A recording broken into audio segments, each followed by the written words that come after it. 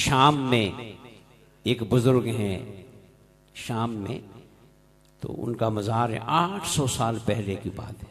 कितनी? उन्होंने अपनी ज़िंदगी में शहर के नाबीनाओं के लिए लंगर जारी किया। किसके लिए?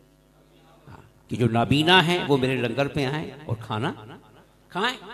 अब खाने के लिए पैसे भी चाहिए, वसाइल भी चाहिए, तो पैसे कहाँ से आएंगे? उन्होंने जनाब एक बाकायदा बोर्ड लगा दिया कि जिसको बारिश चाहिए हो और जितनी चाहिए हो वो मेरे पास आए, उसके मुताबिक पैसे दे, मैं दुआ करूंगा बारिश हो जाए। जिसने 1 घंटे की बारिश करवानी है इतने पैसे लंगर में दे। ये दीन है। ये क्या है? वत्तबे सबील मन अनाबा इलै, जैसे मेरा दरवेश करता चला जाए तुम भी करते चले जाओ।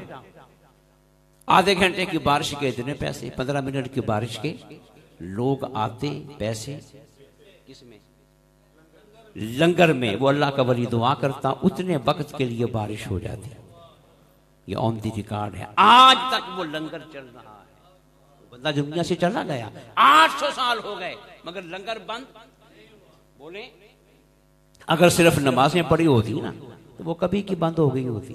क्यों भाई?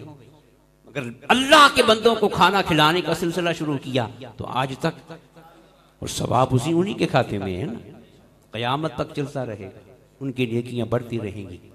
तो गौसे पाक ने फरमाया कि खुदा को पाने का सबसे छोटा रास्ता क्या है?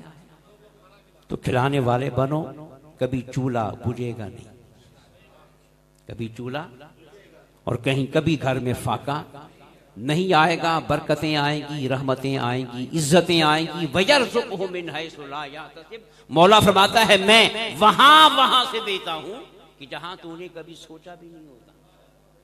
मगर शर्त क्या है कि पहले तू दे, तू बंदा हो के दे, फिर मैं मौला हो के दूंगा।